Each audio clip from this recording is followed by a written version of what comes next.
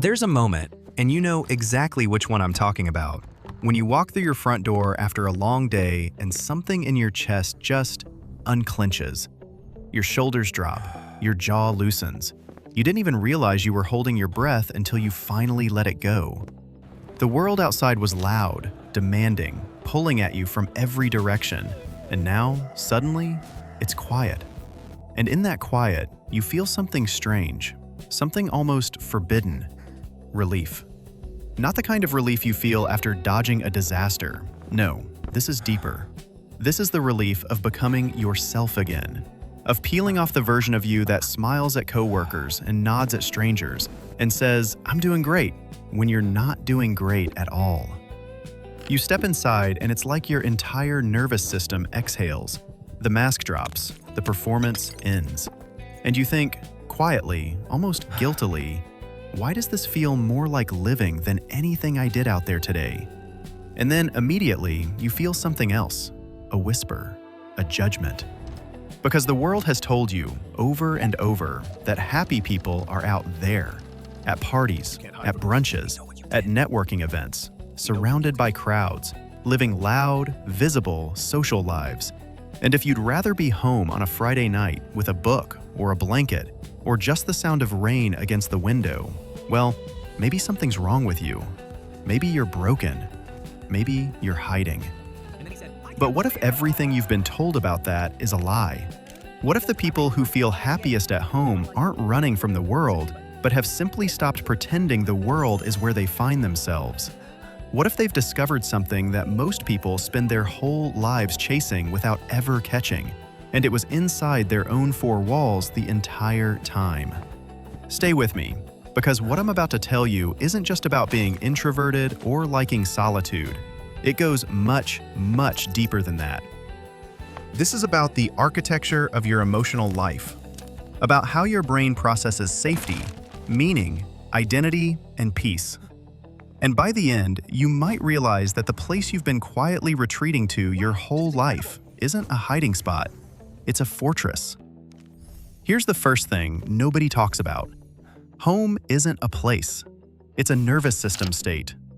When you walk into a space where you feel safe, truly cellularly safe, your body shifts into a completely different mode. Your cortisol drops. Your heart rate slows. The part of your brain that's constantly scanning for threats, the amygdala, your internal alarm system, finally goes quiet. And in that silence, something miraculous happens. You start to think clearly. You start to feel fully. You start to exist without performing. Most people don't realize how much energy they spend every day simply managing how they appear to others. The micro-calculations are relentless. Am I talking too much? Am I too quiet? Did that joke land? Are they judging me? Should I laugh now? Every social interaction, no matter how small, requires a piece of you, a tax on your attention, a withdrawal from your emotional bank account. And some people pay that tax gladly. They recharge in crowds. The noise feeds them. But you recharge in stillness. And that's not a deficit. That's a design. Think about it this way. Imagine your emotional energy is water in a glass. For some people, socializing fills that glass. For you, it empties it. Not because you hate people. You probably love people deeply, maybe even more deeply than those who surround themselves with dozens of shallow connections. But every interaction costs something, and by the end of the day, you're running on empty. Home is the only faucet that fills you back up. That's not weakness. That's self-awareness most people never develop. Here's the second thing. The people who feel happiest at home have usually made a discovery that terrifies everyone else. They've learned how to be alone without being lonely. And that distinction changes everything. Loneliness is the ache of disconnection. It's wanting to be seen and not being seen. But solitude? Solitude is choosing your own company and finding it enough. It's sitting with your thoughts and not needing someone else to validate them. It's looking inward and not flinching at what you find. Most people can't do that. Most people fill every silence with noise. Music, podcasts, scrolling, texting. Anything to avoid the terrifying confrontation with their own inner world. Because when it gets quiet, the questions start. Am I happy? Am I living the life I actually want? Do I even know who I am when no one's watching? You've already answered those questions. That's why the quiet doesn't scare you. It welcomes you. And here's where it gets interesting. The reason some people feel more alive at home than anywhere else isn't just about rest. It's about identity. Out in the world, you're constantly being shaped by external forces. Other people's expectations, social norms, cultural scripts about how you're supposed to look, act, succeed, and spend your time. You walk into a room and immediately become a version of yourself that fits that room. You adapt, you perform, you shrink or expand to match what's expected. At home, none of that exists. At home, you are unedited. You eat what you want, not what looks good on a plate someone might photograph. You wear what's comfortable, not what signals status. You spend your time on things that genuinely interest you, not things that sound impressive when someone asks what you've been up to.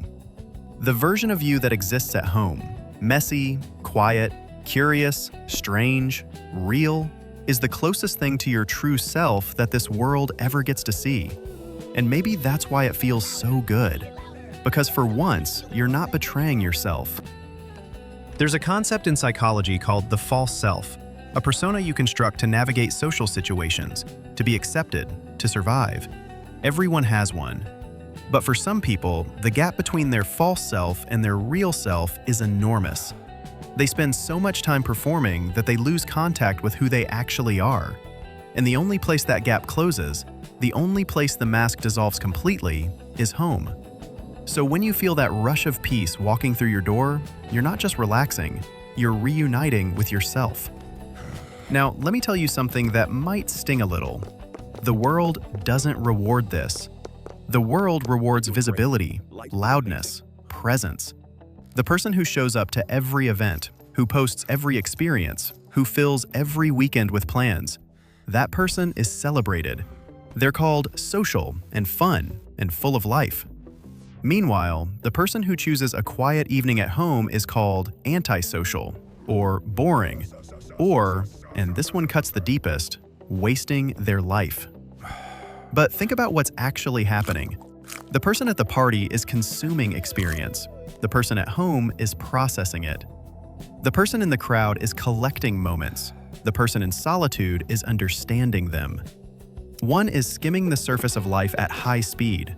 The other is diving to the bottom and sitting with what they find. Which one sounds like they're truly living? There's a reason artists, writers, philosophers, and deep thinkers throughout history have been drawn to solitude. Not because they hated the world, but because they needed space to hear themselves think. Creativity doesn't come from noise. Insight doesn't come from distraction. The most profound parts of human experience, love, grief, wonder, meaning, are felt most deeply in quiet spaces. You can't hear your own soul in a crowded room. And here's the part that nobody wants to admit. A lot of the socializing that people do isn't about connection at all. It's about avoidance. Going out because sitting alone feels uncomfortable. Filling the calendar because an empty one feels like failure. Saying yes to everything because saying no means confronting the possibility that you don't actually enjoy the things you've been told you should enjoy. If you've ever sat at a dinner table, surrounded by people, and felt more alone than you do in your own bedroom, you understand this on a level that words almost can't reach. Proximity is not connection. Presence is not intimacy. And a room full of people can be the loneliest place on earth if none of them see you for who you really are. Home is where you don't have to explain yourself. And for some people, that's not just comforting, it's survival. Let me go even deeper. There's a kind of freedom that only exists behind a closed door. It's the freedom to feel without performing, to cry without being asked what's wrong, to sit with sadness without someone trying to fix it, to feel joy without having to prove it to anyone. At home, your emotions belong to you. They're not a spectacle, they're not content, they're just yours.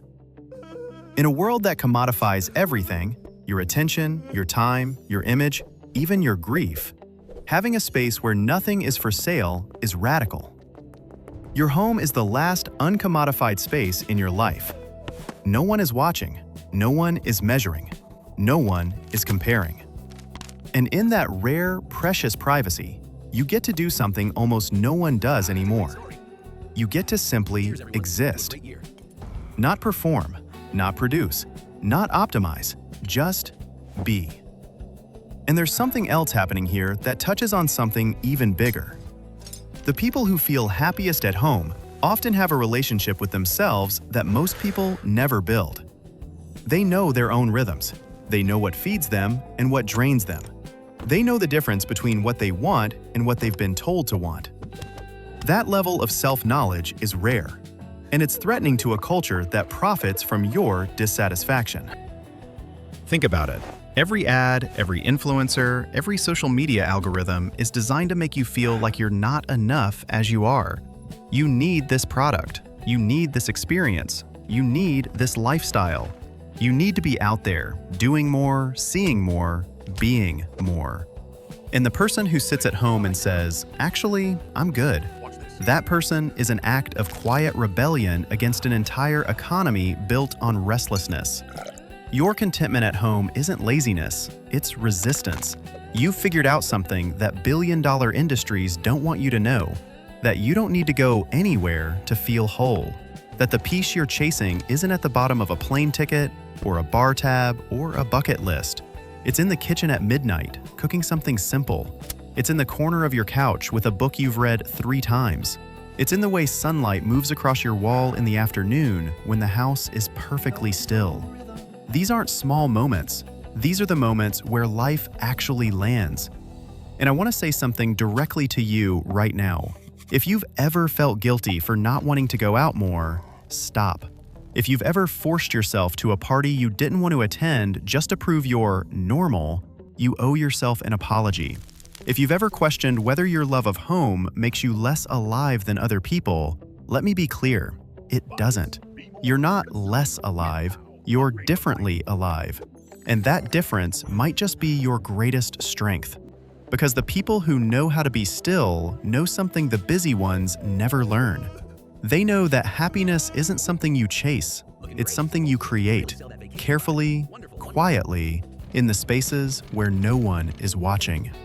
It's not the roar of a stadium crowd, it's the hum of a house that holds you. It's not a highlight reel, it's the unfilmed, unposted, unremarkable Tuesday evening that somehow felt like enough. The world will keep telling you that more is better. More friends, more plans, more stimulation, more noise. But you've already run that experiment. You've done the crowded rooms and the forced smiles and the overscheduled weekends. And every single time, the best part was coming home. That's not a flaw in your wiring. That's the deepest part of you telling the truth. So here's what I want you to carry with you. Your home is not a cage. It's not an escape hatch. It's not a symptom of something you need to fix. Your home is the one place on this earth where you get to stop auditioning for your own life and just live it. It's where your truest self breathes the easiest, where your mind can wander without a leash, where your heart can be as heavy or as light as it needs to be, without anyone demanding a reason. Some people search the whole world looking for a place that feels like peace. You already found it. You've always known where it was. The only thing that ever made you doubt it was a world that couldn't understand why anyone would choose depth over noise, stillness over spectacle, truth over performance. But you chose it anyway, and that quiet, stubborn, beautiful choice to honor what your soul actually needs instead of what the world insists you should want. That's not hiding from life. That's the bravest way to live one.